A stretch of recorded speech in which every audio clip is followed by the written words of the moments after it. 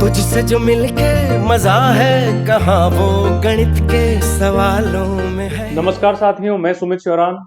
SSC किरण chapter wise 9500 plus की series में आज रेशियो एंड प्रोपोर्शन यानी अनुपात एवं समानुपात की हमारी ये 8th वीडियो है। तो चलिए स्टार्ट करते हैं आज का पहला क्वेश्चन। अमन, कमल तथा रतन एक व्यापार शुरू करते हैं और उनके निवेश का अनुपात आपको दिया हुआ है भाई 14 अनुपात ना 12 अनुपात 4 अनुपात 3। फिर कहा यदि अंत में उनके लाभ का अनुपात आपको दे दिया, फिर बोला है निवेश की समय अवधि का अनुपात क्या है। ठीक है, जैसे पहले भी हमने क्वेश्चन किए हैं कि जो लाभ मिलेगा वो हमेशा पूंजी गुणा में समय पे डिपेंड करेगा। ठीक है, तो जैसे यहाँ पे अमन है, कमल है और रतन है, इनकी जो पूंजी है उनका अनुपात आपको दिया है 12, 4 और 3। समय का अनुपात आपसे पूछा गया है और लाभ का अनुपात आपको गिवन है 3 अनुपात 16 अनुपात 9। ठीक है, तो पूंजी गुना समय आपको लाभ देता है, तो पूंजी पता है, लाभ पता है, तो समय क्या हो जाएगा भाई, लाभ बटा पूंजी। तो यहाँ पे मुझे मिलेगा 3/12, ये हो जाएगा 16/4 और ये हो जाएगा 9/3। ठीक है, तो समय का अनुपात पूछा है, इसको मैं यहाँ लिख लेता हूँ। 3/12 मतलब भाई 1/4 अनुपात 16/4 यानी 4, 9/3 यानी 3। तो ये नीचे जो 4 है इसको हटाने के लिए आप इन तीनों को 4 से गुणा कर दो। तीनों को 4 से गुणा करूंगा तो ये 1 हो गया, 4 को 4 से गुणा किया तो 16, 3 को 4 से गुणा किया तो 12। तो 1:16:12 में इन्होंने इस समय के अनुपात में उन्होंने अपने पूंजी का निवेश किया था। तो option C 1:16:12 is the right answer. चलो भाई नेक्स्ट। यह नियत किया गया था कि 780 रुपए को पी, क्यू और आर के बीच 1, 2 और 3 के अनुपात में वितरित किया जाएगा, लेकिन गलती से 1/2, 1/3 और 1/4 के अनुपात में यह कर दिया। तो इस गलती से क्यू को कितनी हानि हुई। देखो भाई 3 बंदे हैं, ये पी, ये क्यू, ये आर। भाई पैसे बटने तो थे 1:2:3 में, लेकिन किस अनुपात में बट गए गलती से, 1/2 अनुपात 1/3 अनुपात 1/4। तो इसको अच्छे से लिखने के लिए ऐसी किसी संख्या से गुणा करो कि 2, 3 और 4 तीनों से कट जाए, यानी कि 12। तो इन तीनों को मैं 12 से गुणा कर दूं तो भाई 1/2 गुणा 12 कितना भाई 6, 1/3 गुणा 12 कितना भाई 4 और 1/4 गुणा में 12 कितना भाई 3। यानी इस अनुपात में तो पैसा बांटना था 1:2:3 में, और गलती से 6:4:3 में पैसा बांट दिया। ठीक है, तो जितना बांटना था और जितना बांट दिया उसका टोटल तो सेम होगा भाई। तो यहाँ पे देखो 1, 2 और 3 मिलके कितना बन रहा है 6, और यहाँ पे 6, 4 और 3 मिलके कितना बन रहा है भाई 13। तो 6 रुपए बांटने थे, 13 बांट दिए, ऐसा तो कर नहीं सकते, बराबर बांटने थे, जितने बांटने थे उतने ही बांटे टोटल। तो इस 6 को और 13 को बराबर करो। कैसे भाई, 6 को गुणा कर दूं 13 से और इस 13 को गुणा कर दूं 6 से, अब ये बराबर हो जाएंगे। तो भाई ऊपर वाली इक्वेशन को 13 से गुणा कर दिया, तो 1 को 13 से गुणा किया 13, 2 को 13 से गुणा किया 26, 3 को किया तो 39। ठीक है, यहाँ पे नीचे वाली इक्वेशन को 6 से गुणा कर दो, 6 का 6 गुना 36, 4 छिके 24, 3 छिके 18। ठीक है, अब देखो टोटल कितना बन रहा है भाई 16 ना 13 इंटू 6 78 रुपए। अगर 78 रुपए होते तो पी को 13, क्यू को 26 और आर को 39 मिलने थे, लेकिन पी को 36, क्यू को 24 और आर को 18 मिल गए। तो उसने पूछा क्यू को कितनी हानि हुई। भाई 26 मिलने थे और मिले कितने 24, तो 2 की हानि हो रही है। ठीक है, कब, जब टोटल पैसा 78 था। तो सवाल कह रहा है 78 नहीं भाई 780 था भाई 10 गुना। तो मैं कहूंगा क्यू को हानि भी 2 नहीं, 2 की 10 गुना यानी 20 रुपए की होगी। So option C 20 rupees is the right answer. चलो भाई नेक्स्ट। 50 पैसे, 25 पैसे और 10 पैसे के कुल 480 सिक्के हैं, उनका मूल्य 5:3:1 के अनुपात में है। तो अब आपको बताना है सिक्कों की संख्या क्या है भाई, अठन्नी, चमन्नी और 10 पैसे। ठीक है, कितने कितने सिक्के थे आपसे पूछा गया है। तो देखो भाई ये हो गए आपकी अठन्नियां सारी 50 पैसे, ये हो गए आपके 25 पैसे और ये हो गए आपके 10-10 पैसे के सिक्के। ठीक है, सिक्के हैं। अब उनके मूल्यों का अनुपात आपको दे दिया भाई, संख्या अपने को पता नहीं है क्या है, लेकिन जो मूल्यों का अनुपात है वो आपको दे रखा है भाई कितना 5:3:1। ठीक है, अब भाई कितनी अठन्नी हो कि भाई 5 रुपए बन जाए, भाई कितनी संख्या होनी चाहिए उन अठन्नियों की, भाई 10 अठन्नियां मिलकर 5 रुपए बनेंगी, तो यहाँ पे संख्या में लिख दूंगा 10। भाई कितनी चमन्नी हो कि 3 रुपए बन जाए, 12 चमन्नी चाहिए, तो यहाँ पे आ गया 12। भाई कितने 10-10 पैसे के सिक्के हों कि 1 रुपया बन जाए, तो मैं कहूंगा भाई 10। यानी इनकी संख्याओं का जो अनुपात है वो 10:12:10 ही होगा।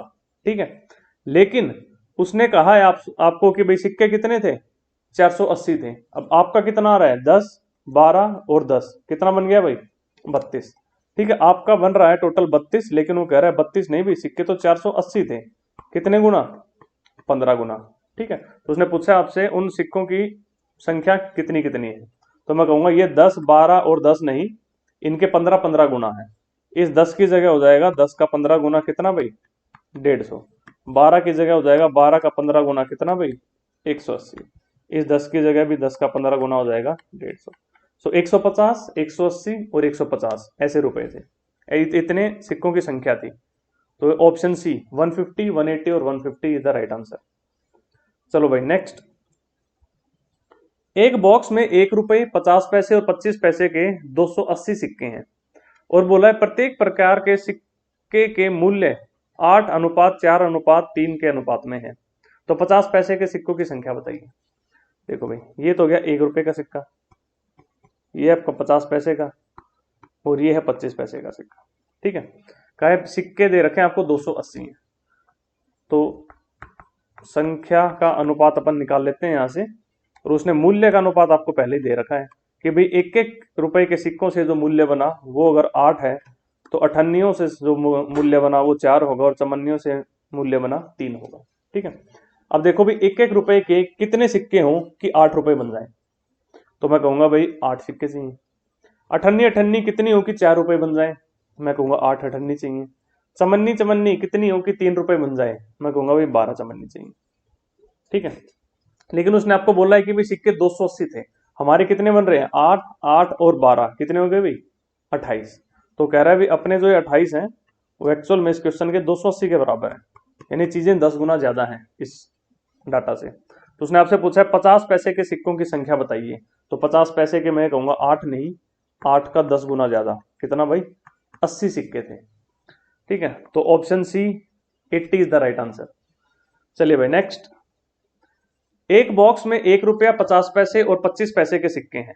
ठीक है, वैसा ही सवाल फिर से आ रहा है, ये 1 रुपया, ये 50 पैसे और ये 25 पैसे, ये 3 सिक्के बना दिए मैंने। अब कह रहे हैं सिक्कों की कुल संख्या 378 है और उपयुक्त सिक्कों के मूल्यों का अनुपात आपको दे दिया। ठीक है, तो संख्या का अनुपात पहले अपन निकाल लेंगे, और ये मूल्यों का अनुपात आपको दे रखा है, कहा है भाई 13:11:7, कुछ इस प्रकार है। तो भाई 1-1 रुपए के कितने सिक्के होंगे 13 रुपए बन जाए, मैं कहूंगा 13। कितनी अठन्नी मिलेंगी तो 11 रुपए बनेंगे, मैं कहूंगा 22 अठन्नी चाहिए। कितने 25-25 पैसे के सिक्के चाहिए कि 7 रुपए बन जाए, तो भाई 28 सिक्के चाहिए। ठीक है, और उसने पूछा आपको सिक्कों की कुल संख्या 378 है, तो अपने भाई सिक्कों का योग कितना आ रहा है, 28 + 22 + 13, भाई कितना हो गया, 50 और 13 63। लेकिन सवाल कह रहा है भाई 63 नहीं, सिक्कों की कुल संख्या तो 378 है, भाई कितने गुना, 6 गुना। तो उसने पूछा है भाई 25 पैसे के सिक्कों की संख्या कितनी थी, मैं कहूंगा ये 28 नहीं भाई, 28 की 6 गुना थी, भाई कितना, 168 रुपए। So option A 168 is the right answer. ठीक है, चलिए भाई नेक्स्ट। एक थैले में 1 रुपए, 50 पैसे और 10 पैसे के सिक्कों के रूप में 6:9:10 के अनुपात में 34.5 रुपए हैं, तो 10 पैसे के सिक्कों की संख्या ज्ञात करें।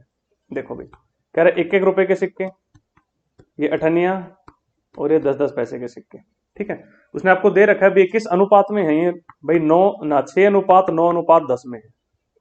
ठीक है, तो भाई 1-1 रुपए के सिक्के अगर 6 हों तो भाई कितने रुपए बन जाएंगे, 6 रुपए बनेंगे। अठन्नी अठन्नी अगर 9 हो तो कितने भाई, 4.5 रुपए बनेंगे। 10-10 पैसे के अगर 10 सिक्के हों तो भैया 1 रुपया ये मिल जाएगा। तो टोटल रुपए कितने बन गए, 6, 4.5 और 1, भाई 11.5 रुपए बन गए। लेकिन सवाल कह रहा है भाई 11.5 नहीं, रुपए तो 34.5 थे, 34.5 कितना गुना, 11.5 का 3 गुना। अब उसने पूछा क्या आपसे 10 पैसे के सिक्कों की संख्या ज्ञात कीजिए, तो मैं कहूंगा 10 पैसे के भी 10 सिक्के नहीं, 10 का 3 गुना, मैं कहूंगा भाई 30 सिक्के थे। तो ऑप्शन 2 यानी कि 30 इज द राइट आंसर। ठीक है, ये सिक्कों की संख्या थी और ये मूल्य था। चलिए भाई नेक्स्ट। एक थैले में 1 रुपया, 50 पैसे तथा 25 पैसे के सिक्के हैं। ये भैया 1 रुपया हो गया, ये आपका 50 पैसे का सिक्का और ये 25 पैसे का सिक्का। ठीक है, अब कह रहा है भाई इनके मूल्य क्रमशः 5:3:1 में है। तो अपने को संख्या पता नहीं है इनकी क्या है, लेकिन हाँ मूल्य उसने आपको दे दिया। किस अनुपात में भाई, कह रहा है 5:3:1 में। यदि सिक्कों की कुल संख्या 180 है तो सभी सिक्कों का कुल मूल्य क्या होगा। तो देखो भाई 1-1 रुपए के कितने सिक्के मिले कि 5 रुपए बन जाए, मैं कहूंगा 5। कितनी अठन्नियां मिलके 3 रुपए बनाएंगी, मैं कहूंगा 6। कितनी चमनियां मिलके 1 रुपया बनाएंगी, मैं कहूंगा 4। तो टोटल संख्या कितनी हो गई, 5 और 6 11, 11 और 5 15। अपना भाई 15 आ गया, लेकिन सवाल कह रहा है 15 नहीं भाई 180 है सिक्के। तो 15 की जगह आपको 180 दे रखा है, यानी कि 12 गुना ज्यादा। तो पूछा क्या है, तो सभी सिक्कों का कुल मूल्य क्या होगा। अपना देखो भाई कुल मूल्य कितना आ रहा है, 5 और 3 8, 8 और 1 9। तो मैं कहूंगा भाई उत्तर 9 नहीं, 9 का 12 गुना कितना भाई 108 रुपए। सो ऑप्शन डी यानी 108 इज द राइट आंसर। चलिए भाई नेक्स्ट। भाई ए बी और सी की आयों में 3:7:4 का अनुपात है और उनके व्यय में 4:3:5 का अनुपात है। तो यदि 2400 रुपए की आय में से ए 300 रुपए बचाता है तो बी और सी की बचतें क्या है। देखो भाई ए है, बी है, सी है, इनकी आय का अनुपात आपको दिया है भाई 3:7:4। ठीक है, और इनकी व्यय का अनुपात आपको दिया है कितना भाई 4:3:5। ठीक है, जब आय में से व्यय जाती है तो बचत बचती है। ठीक है, तब उसने आपको यह भी डाटा दिया है कि भाई ए की आय 2400 रुपए है, तो इस 3 की जगह आपको 2400 दे रखा है। तो भाई कितनी गुना है चीजें, 800 गुना। ए की आय आपको दी हुई है 2400 है, तो बी की कितनी हो जाएगी भाई, इसको 800 से गुना कर दो 5600। और सी की कितनी हो जाएगी, 4 को भी 800 से गुना कर दो 3200। ठीक है, इन तीनों की आय हो गई। अब वो कह रहा है भी ए ने 300 रुपए बचाए, तो 2400 की आय में से 300 बचाए तो भाई कितने खर्च हुए, 2100 खर्च हुए। लेकिन सवाल क्या कह रहा है भाई ना, ये डाटा क्या कह रहा है 4 खर्च हुए, यानी ये 4 रिप्रेजेंट कर रहा है 2100 को। ठीक है, तो 3 किसको रिप्रेजेंट करेगा, तो देखो कितना गुना, 2100 का आधा 1050 और उसका आधा 525। भाई 525 है गुणा चीजें, तो भाई 3 का मान कितना हो जाएगा, 3 को गुणा कर दो 525 से भाई 1575। और इस 5 का मान कितना हो जाएगा, इसको गुणा कर दो 525 से भाई 2625। ठीक है, अब उसने आपसे पूछा क्या है, बी और सी की बचत कितनी है। भाई बी की आय 5600 है और बी का व्यय 1575 है, तो बचत कितनी हो गई भाई, बी की बचत हो जाएगी 5600 माइनस में 1575, कितना मिलेगा भाई आपको 4025। ठीक है, जो कि देखो एक ही ऑप्शन में है ये रहा। तो सी की बचत निकालने की जरूरत नहीं है, अगर निकालो भी गए तो भी 575 ही आएगी। सी की आय है 3200 और सी का व्यय है 2625, तो भाई बचत कितनी हो गई 575। ठीक है, so option A is the right answer. चलिए भाई नेक्स्ट।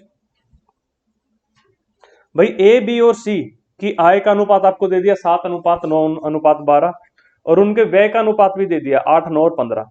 और कहा गया ए अपनी आय का 1/4 भाग बचाता है, तो ए बी और सी की बचत का अनुपात क्या होगा। देखिए भाई एक तो इस क्वेश्चन को आप ऑप्शन से उठा सकते हो।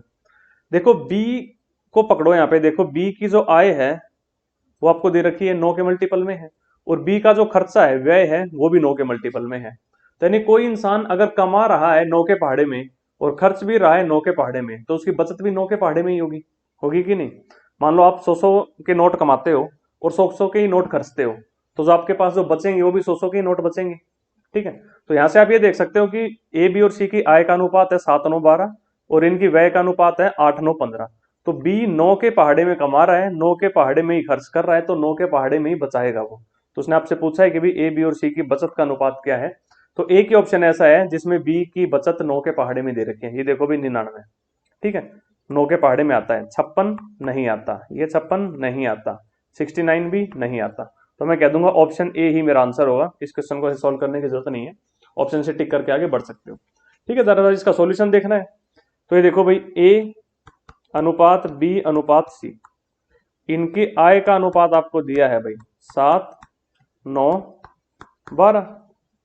ठीक है, फिर इनके व्यय का अनुपात आपको दिया है कितना 8, 9 और 15। और एक कंडीशन दी है कि ए अपनी आय का 1/4 भाग बचाता है, यानी ए अगर कमा 4 रहा है तो बचा 1 रहा है, यानी कि खर्च 3 कर रहा है। तो इसका मतलब आय और व्यय का अनुपात 4:3 है। तो यहाँ पे देखो आय तो एक ही लिखी है 7 और व्यय लिखा है 8, इसको आपको 4:3 में लाना पड़ेगा। भाई कैसे लाओगे, पहले इनको बराबर कर लो और फिर आय को गुणा कर लो 4 से और व्यय को गुणा कर लो 3 से, तो 4:3 में हो जाएंगे। तो बराबर करने के लिए आप क्या करोगे, इसको गुणा कर दो 8 से, इसको गुणा कर दो 7 से, तो वही हो जाएगा, आय भी 56 हो जाएगी, व्यय भी 56 हो जाएगा। लेकिन आय और व्यय आपको 4:3 में करना है। क्यों? क्योंकि उसने क्वेश्चन में आपको दिया है कि एक ही आय, ए अपनी आय का 1/4 भाग बचाता है, यानी आय अगर 4 है तो 1 बचा रहा है, तो इसका मतलब व्यय 3 हो गया। तो आय और व्यय को 4:3 में करना है, तो इसको मैं 4 से गुणा कर दूं और इसको 3 से कर दूं। तो बेसिकली ऊपर वाली इक्वेशन को आपको 32 से गुणा करना है और नीचे वाली को 21 से गुणा करना है। तो 32 से गुणा करोगे 7 को, भाई कितना, 7 दूनी 14 और ये 224 हो गया। 32 को गुणा करोगे 9 से, 9 दूनी 18 और ये 28 हो गया। 32 को गुणा करोगे 12 से, 12 दूनी 24 और 12 3 36 और 2 38। नीचे वाली इक्वेशन को 21 से गुणा करो, 21 गुणा में 8 भाई 168, 21 गुणा में 9 189 और 21 गुणा में 15, तो 15 एकम 15 और ये 315 बन गया। ठीक है, तो देखो आय 324 224 228 और 384 के अनुपात में हुई और व्यय हो गया 168 179 और 315 के अनुपात में। तो यहां से मैं खर्च निकाल सकता हूं सीधा, ना सॉरी बचत। ठीक है, आय में से व्यय गया तो बचत बचती है। तो 224 में से 168 निकाल दो भाई, 32 और 24 कितना, 56। 288 में से 189 गए कितना, 99। 384 में से 315 गए कितना भाई, 69। तो 56:99:69, 69। ये आपका आंसर हो जाएगा ऑप्शन ए। चलिए भाई नेक्स्ट, ए और बी की आय का अनुपात आपको दे रखा है 2:1 और वे 5:3 के अनुपात में खर्च करते हैं और 4:1 के अनुपात में बचाते हैं। और ए और बी के दोनों की कुल मासिक बचत 5000 दे रखी है, तो दोनों मिलके 5000 बचा रहे हैं और ये भी कह रखा है 4:1 में बचा रहे हैं, यानी ए 4000 बचा रहे हैं और बी 1000 बचा रहे हैं। ठीक है, तो देखो ये ए ये बी, इनकी आय का अनुपात आपको दे दिया भाई 2:1, इनके व्यय का अनुपात आपको दे दिया 5:3 और इनकी बचत आपको दे दी, ए बचा रहा है 4000 और बी बचा रहा है 1000। ठीक है, तो देखो ऐसे क्वेश्चंस के अंदर जब भी आपको आय का अनुपात दे रखा हो और व्यय का अनुपात दे रखा हो और आपको बचत गिवन हो कितने रुपए बचा रहा है, तो आप ये करो, आप आय में से बचत घटाओ तो आपको क्या मिलेगा, व्यय। ठीक है, तो देखो मैंने आय मान ली इसकी 2x और 1x, तो एक ही आय 2x है और उसमें से वो 4000 बचाता है, तो खर्च कितने कर रहा होगा वो, 2x माइनस में 4000, ये उसने खर्च किए। बी की आय 1x है और वो बचा रहा है 1000, तो खर्च कितने हुए होंगे भाई, x माइनस 1000, तो ये इनके खर्च का अनुपात मिल गया मुझे, यानी व्यय का अनुपात। और व्यय का अनुपात दे रखा है भाई कितना है, 5/3। ठीक है, तो एग्जाम के अंदर क्वेश्चन आएगा तो आपको सिर्फ ये एक स्टेप लिखना है जो मैंने इस बॉक्स के अंदर लिखा है। भाई इनके आय का जो अनुपात दे रखा है उनके आगे एक एक एक्स लगा दो, माइनस में बचत करके दोनों का रेशियो निकालो और वो रेशियो आपको गिवन है कि भाई ये व्यय के बराबर है, व्यय का अनुपात आपको दिया होता है इसमें, तो क्रॉस मल्टीप्लाई करोगे आंसर आ जाएगा। इसको सोल्व करो, तो यहाँ पे कर देता हूं भाई, 6x माइनस में 12000 बराबर हो गया 5x माइनस में 5000, तो यहाँ से आंसर मिल जाएगा x बराबर 7000। ठीक है, x का मान आ गया 7000। उसने पूछा क्या है, b की मासिक आय कितनी है, b की मासिक आय x थी 1x और 1x का वैल्यू आ गया 7000। So option A 7000 is the right answer. चलो भाई नेक्स्ट, अमित तथा वीरी की वार्षिक आय 3:2 है और उनका खर्च है 5:3 और बोल दिया प्रत्येक 1000 रुपए बचा रहा है। ठीक है, डिट्टो वैसा ही सवाल है पिछले जैसा, आपने वार्षिक आय का अनुपात दे रखा है 3 और 2, तो मैं कहूंगा भाई 3x और 2x और दोनों ही 1000 रुपए बचा रहे हैं, तो भाई खर्च कितना कितना कर रहे हैं, एक बंदा खर्च कर रहा है 3x में से 1000 गया और दूसरा बंदा खर्च कर रहा है 2x में से 1000 गया। ठीक है, और खर्च का अनुपात आपको दे रखा है 5/3, तो आप डायरेक्ट बस एक ये स्टेप लिखोगे और क्रॉस मल्टीप्लाई करके आंसर निकाल लो। फिर से देख लो आय कैसे, आपको आय का अनुपात दिया है और आपको खर्च का अनुपात दिया है और आपको बचत दे रखी है, तो आप आय में से बचत घटा दो, क्या मिलेगा आपको, खर्च बचेगा। ठीक है, तो भाई आय मैंने 3x मानी और 2x मानी, बचत दोनों के 1000 रुपए है, तो 3x में से भी 1000 घटाए, 2x में से भी 1000 घटाए, अब ये दोनों के व्यय मिल गए मुझे, और व्यय मतलब खर्च, और खर्च का अनुपात दे रखा है भाई 5:3, तो इनको बराबर रख दिया 5:3 के। क्रॉस मल्टीप्लाई कर लो भाई, 9x माइनस में 3000 बराबर हो गया 10x माइनस में 5000। तो यहाँ से x का मान आ गया कितना भाई 2000। अब पूछा क्या है उसने, तो अमित की वार्षिक आय कितनी थी। अमित की वार्षिक आय आपने 3x मानी थी, तो 3x का मान कितना हो गया भाई 6000। ऑप्शन डी यानी कि 4000 इज द ना 6000 इज द राइट आंसर। चलिए भाई नेक्स्ट, वातानुकूलित शयन श्रेणी और साधारण शयन श्रेणी का रेलवे किराया 4:1 में है। ठीक है, एक आपके वातानुकूलित और एक ये है भाई साधारण। ठीक है, इनके किराए का अनुपात दे दिया आपको भाई, इसके अगर 4 रुपया किराया है तो इसका 1 रुपया होगा। फिर आपको बोला है कि भाई इनमें इन श्रेणियों के द्वारा यात्रा करने वाले यात्रियों की संख्या का अनुपात 3:2। भाई यात्री अगर यहाँ पे 3 यात्री यात्रा करते हैं तो साधारण में 25 यात्री यात्रा करते हैं, तो कह रहे कुल किराया संग्रह हुआ 37,000। तो मैं देखूं भाई कुल किराया कितना आएगा मेरा। भाई अगर 4 रुपए किराया और 3 यात्री यात्रा कर रहे हैं तो 12 रुपए मिलेंगे। 1 रुपए किराया और 25 यात्री हो तो 25 रुपए मिलेगा किराया। तो भाई कुल किराया कितना हो गया 12 और 25 कितना 37। लेकिन सवाल कह रहा है 37 नहीं भाई 37,000। तो मैं कहूंगा ये 12 नहीं 12,000 है, और ये 25 नहीं 25,000 है। यानी वातानुकूलित शयन श्रेणी से यात्रियों के किराए का भुगतान कितना होगा भाई 12,000। 12,000 इज द राइट आंसर। ठीक है, तो चलिए इस वीडियो में इतना ही रखते हैं, इसके बाकी के क्वेश्चंस हम अगली वीडियो में करेंगे। तो तब तक के लिए okay tata take care bye bye.